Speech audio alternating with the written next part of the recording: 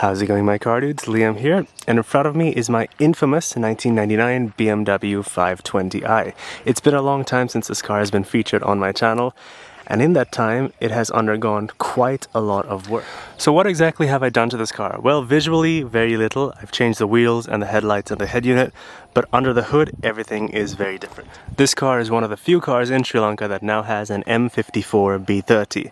Yes, a 3-liter straight 6. So in this video I'm going to be explaining why I decided to change the engine and the process that followed. Also, I apologize that this car is a little dirty. I've sort of come off the beaten path to get to this rather scenic spot, but you know what, we'll take it. So I'll hop on in. Here's the key. It's actually the newer style facelift key, partly because I was gonna change the ignition barrel, but also my mechanic lost my old key, so he cut me this one for free.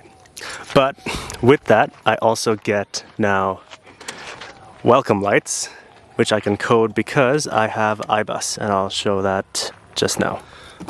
So visually, everything looks pretty much the same. I did change the wheels, like I said. I changed them to a set of Racing Dynamics RD1s. I had a set of RD2s earlier. I still have them. If you want them, please buy them. I'm broke as hell. And I also put in this Extron's Android head unit. Mileage, we're looking at 189,011 kilometers.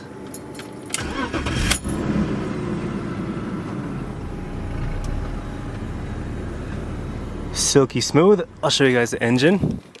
Please ignore my current hood opening technique. That is temporary, I promise.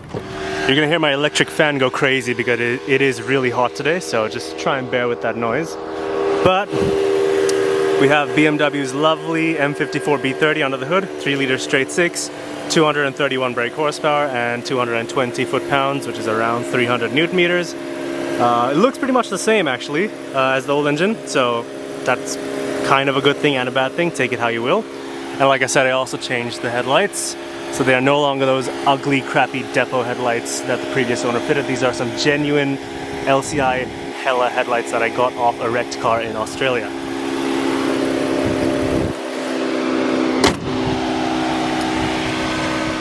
And with that, let's switch to voiceover Liam, who will explain the process that I went through to get to this point.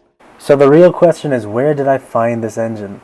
Well, the studious university student that I am, I was studying at my friend's place at Monash University. And suddenly my good friend Jai comes out to me and be like, Modi, I found something awesome on Facebook Marketplace.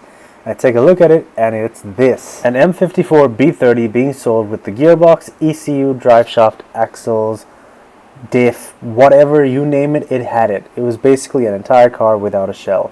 I went down with a friend. I drove about 45 minutes to get there. I drove the car and it seemed alright.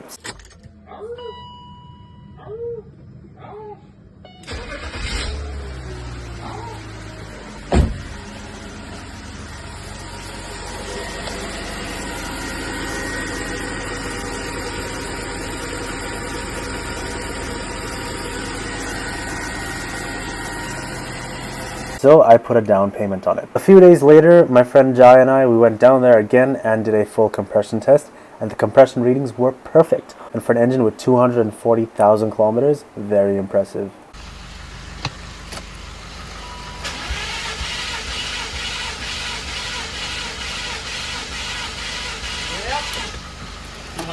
Sweet.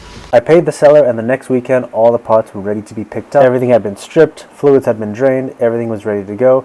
Storage King Franks in case he wants a free engine. I'll tell you the Unit number soon. I'll let you know the combination to the lock. It's quite a weak lock. I'll just cut it and come and get a free engine.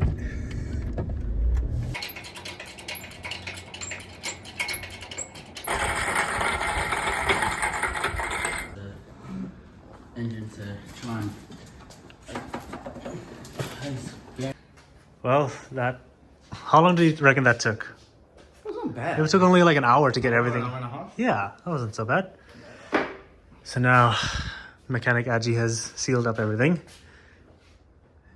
Big ass exhaust. Now all that's left to do is get this shit packed. And probably remove the gearbox. yeah, probably that. I think we need to remove that for shipping. And then off to the motherland. The land of the free. After a bit of research, it became apparent that if I wanted to ship this engine in a more cost-effective manner, I would have to remove the gearbox. So that was fun. I rented an engine crane, bought out half of Bunnings Frankston's stock in terms of tools, and got to work with my friends, doing our best Chris Fix impersonation. After days of working in this dingy, small, dark, cold storage unit without the proper tools, we finally got the torque converter bolts off and removed the gearbox. Okay, Haji, after many days. a week and a half of trying to get this shit off, it's off. Came off way easier than we thought. Removing the starter was the best thing we did. Yeah, 100%. It was the best idea. Well, thanks to Clive. Thank you, Clive. And now it should be smooth sailing from here. We just need to load it up into a little pallet and get it on its way to Sri Lanka. You're supposed to do it the other way, right?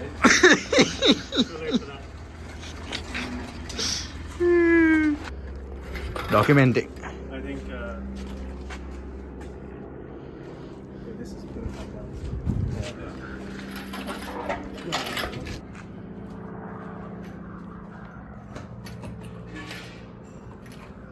Why? Did you get that on video? Yeah, this is all on Liam's YouTube channel. Superb.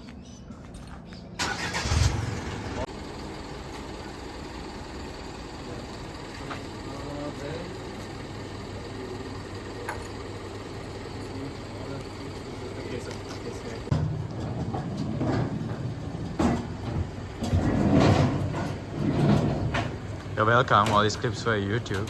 Thank you.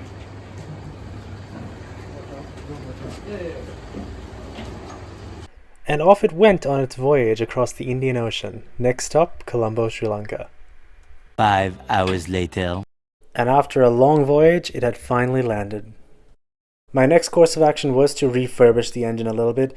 Even though it seemed like it was running perfectly fine, it was a high mileage engine with 240,000 kilometers. So I decided to change the rod bearings, the valve stem seals, the valve cover gasket, and the intake manifold gasket, along with a few other small tidbits. Credit to both BMW for building such a durable engine and also the previous owner for maintaining it so well.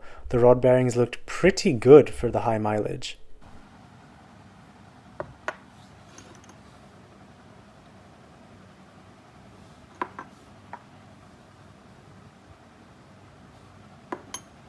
As did the rest of the motor, with minimal sludge.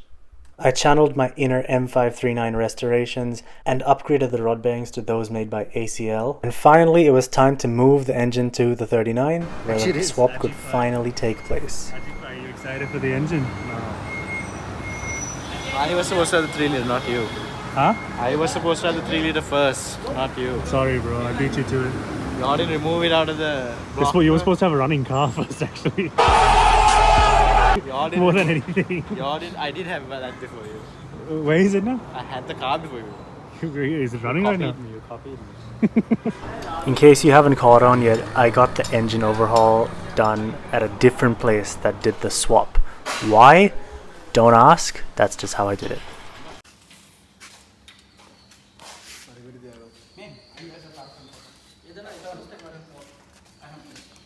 From this point, it was just a case of my mechanic giving me hourly updates until the engine was in, ready to be started, and before I knew it, I got the long-awaited text from my mechanic saying that it was time to start the engine. We first unplugged some of the ignition wires and let the car crank for a few seconds to build up oil pressure since we just replaced the rod bearings. The crank itself sounded very healthy, so I was happy.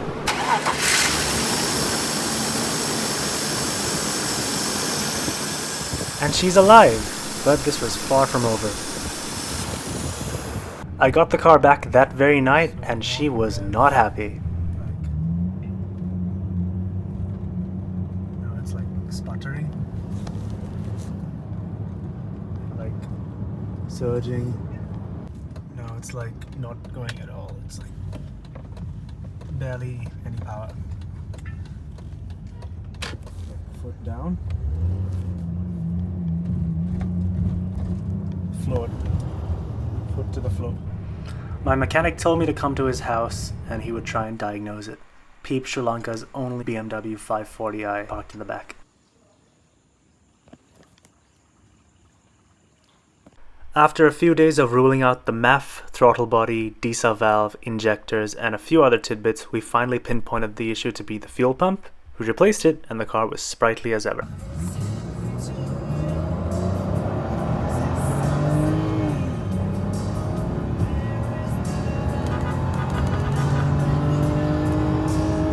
So that begs the question, why exactly did I go through all this pain to change the engine? Well, it was for a few reasons. Number one was my old engine was heavily neglected in its past life. It was burning oil, it would knock here and there, and I just thought that if it's gonna give up on me and I have to go through the effort of changing the engine, I might as well go all out and get the best engine I can, which in this case was an M54B. And the other reason would be that this car was just painfully slow. I am not a fast driver. If you ask any of my friends, I am one of the most tame drivers you can come across. I have my moments, definitely, that's for sure. But for the most part, I am a very civil, a very normal driver. I'll drive fast if I need to, but for the most part, I'm quite happy with just cruising along. But even with 148 horsepower, it was just too slow. It was ridiculously slow. So I thought, yeah, 3 liter, that's the way to go. And that pretty much sums up the whole process. I hope this video was insightful and helped people sort of learn the process you have to go through to do an engine swap on one of these cars, either in this country or abroad. The ups and downs and what you have to look out for. And this is the end result. And it's up to you to decide if it's worth it or not. I think it's absolutely worth it because I absolutely love this car, but obviously I'm going to be biased. So let me know your thoughts in the comments below. But yeah, that pretty much sums it up. Thank you all so much for watching, and I will see you guys in my next video. Drive safely till then.